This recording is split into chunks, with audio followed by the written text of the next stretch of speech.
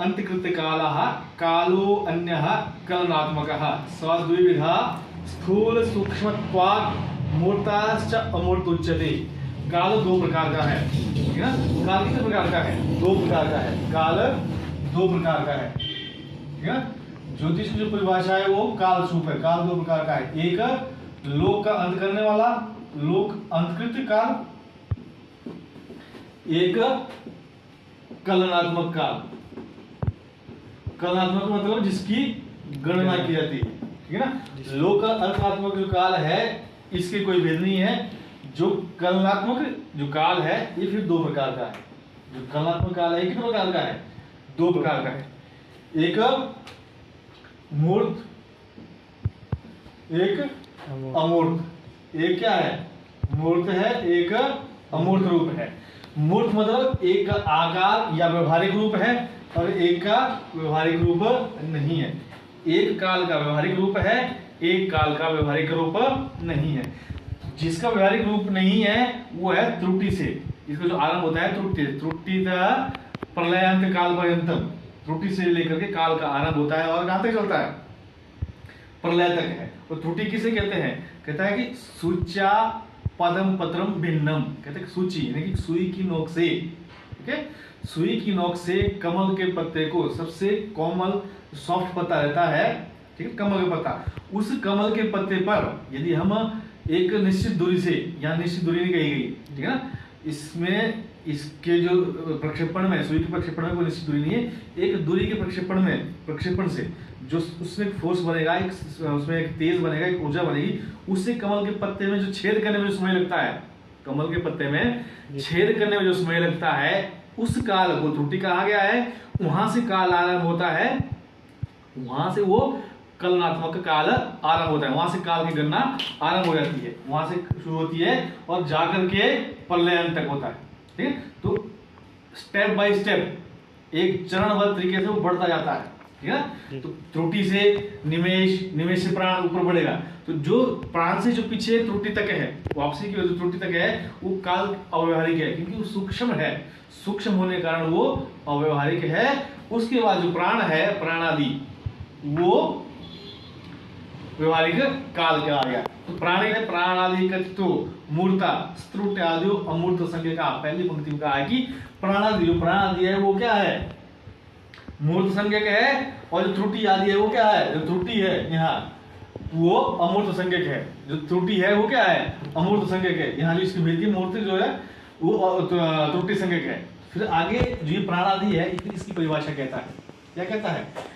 षड्भी प्राणैर विनाडी स्यात्, षड्भी प्राणैर विनाडी स्यात् तत्षष्ट्या नाड़िका स्मृता, नाड़ी षष्ट्या तु नक्षत्रम अहोरात्रम प्रकीर्तितम तत्त्रिंशता भवेन मासः सावनो अर्कुदैस्तथा। तो कहता है कि भाई जो ये प्राण आदि है, षड्भी प्राणैर विनाडी स्यात्, छह प्राणों की, षड्भी प्राण, छह प्राणों के द्वारा, ठीक है ना, छह प्राणों की एक विनाडी होती है। क्या होती है? छह प्राणों की एक विनाडी, ठीक है ना, छह प्राण बराबर है एक विनाडी। अब ये प्राण क्या होता है? कहता है कि भाई दीर्घाक्षर का, ठीक है, 10 दीर्घाक्षर के उच्चारण काल में जो समय लगता है वो क्या है? एक प्राण। तो एक प्राण बराबर है, छह प्राण बराबर है एक विनाडी, छह प्राण बराबर है एक विनाडी। तो एक प्राण में 10 दीर्घाक्षर, एक प्राण में 10 दीर्घाक्षर आगे, एक प्राण कितने आगे? 10 दीर्घाक्षर आगे। तो इस प्रकार से एक विनाडी में कितने दीर्घाक्षर आए? 10 गुणा 6 बराबर है 60 दीर्घाक्षरों का एक विनाडी। 60 दीर्घ अक्षर की एक विनाडी बोलो या 6 प्राण की एक विनाडी बोलो, दोनों बराबर है। 60 बार आप बड़े अक्षर बोलो, एक विनाडी हो जाएगी। आ ऐसे करके बोलते जाओ, तो 60 बार अगर दीर्घ अक्षर हो गए तो वो क्या हो जाएगी? एक विनाडी। तो 60 विनाडी बराबर है एक नाड़ी। 60 विनाडी बराबर है एक नाड़ी। इसको सेकंड में बोल सकते, सेकंड का मान भी मान सकते हैं, ठीक है।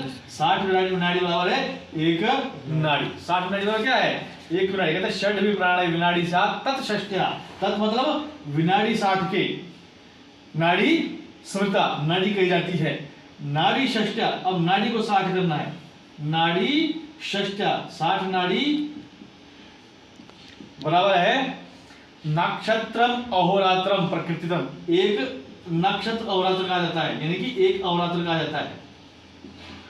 अवरात्र मतलब अहो मतलब दिन, रात्र मतलब रात। ऐसा समय है जिसमें दिन और रात दोनों हो, यानी कि 24 घंटे का जो समय है, एक 24 घंटे में कितनी नाड़ी होती है 60 नाड़ी, यानी कि 60 घटी। 60 घटी 60 नाड़ी। एक अवरात्र में कितनी घटी होती है 60 घटी या 60 नाड़ी। 60 नाड़ी किसे बनी 60 नाड़ी का मतलब एक नाड़ी बराबर 60 विनाड़ी। और 60 विनाड़ी का अगर और रूप में चला जाए तो एक विनाड़ी बराबर है 6 प्राण।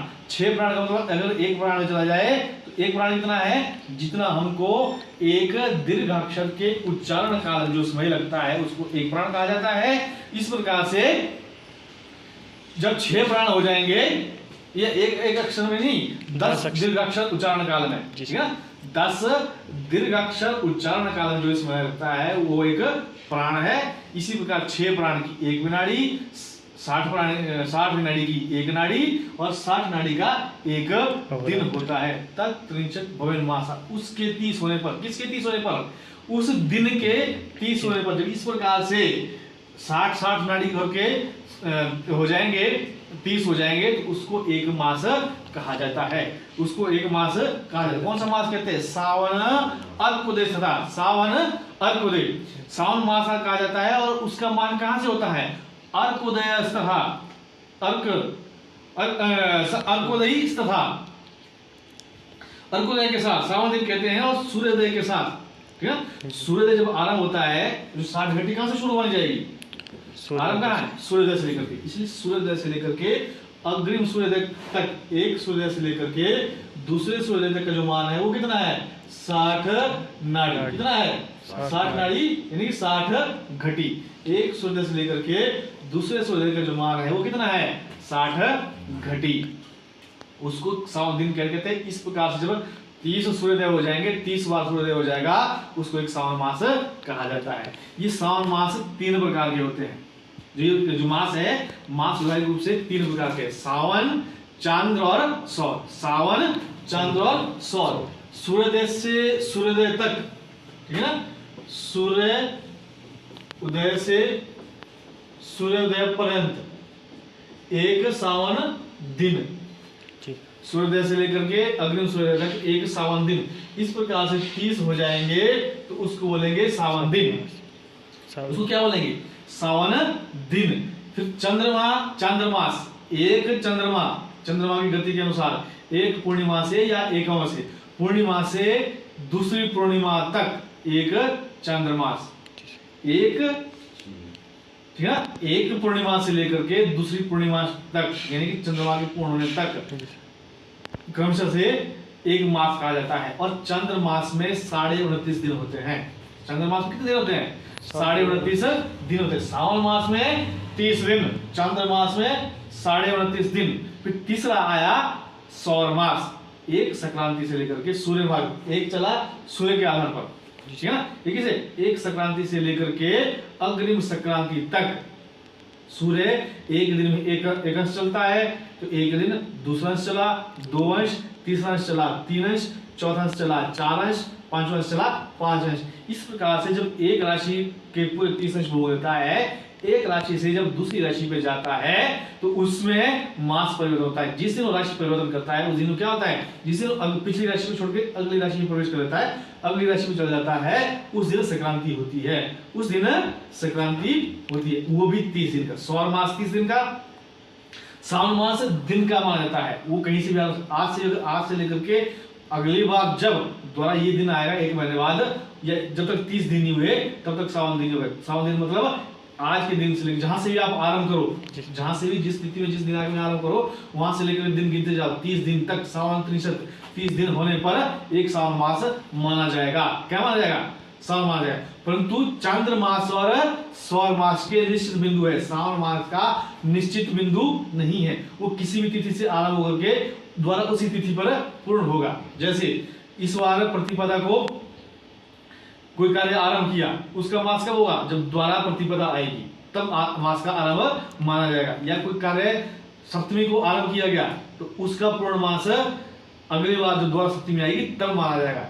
ये मास कहाँ रहता है? जब किसी का जन्म होता है, मृत्यु के अवसर पर जन्म कब माना जाता है? जिस तिथि को जन्म होगा, जब पुनः एक मास बाद वो तिथि आएगी तब उसको एक मास का माना जाता है। और एक वर्ष कब माना जाएगा? जब पुनः वो तिथि आ जाएगी। मास आरंभ करने से नहीं है, जिस दिन द्वारा वो तिथि आएगी उसी दिन उसका मास माना जाता है। और मृत्यु संस्कार में भी इसी श्रावण दिन का, इसी श्रावण मास का प्रयोग होता है। ये व्यवहारिक है, ठीक है ना। उसमें क्या होता है? जिस मास में, जिस तिथि में किसी की मृत्यु होती है, उस तिथि को केंद्र बिंदु मान करके जब पुनः वो तिथि उस मास में द्वारा आती है तो एक वर्ष होता है। या जब मास में गिरा जाए द्वारा उस अगले मास में वो तिथि आएगी तो एक मास माना जाएगा।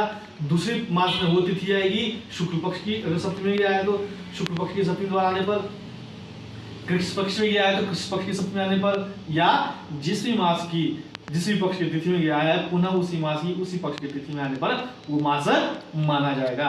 परंतु चांद्र मास और सौर मास में केंद्र है, वहां पूर्णिमा केंद्र। मास तभी माना जाएगा जब पूर्णिमा आएगी, या मास तभी माना जाएगा या अमावस्या आएगी। अमावस्या से लेकर अमावस्या तक एक मास, या पूर्णिमा से लेकर के पूर्णिमा, इन दोनों में से कहीं से भी आरंभ बिंदु मान सकते हैं। और सौर मास में सूर्य केंद्र बिंदु है। एक संक्रांति से लेकर के दूसरी संक्रांति तक जब सूर्य एक राशि से दूसरी राशि प्रवेश करता है तो उसको सौर मास कहते हैं।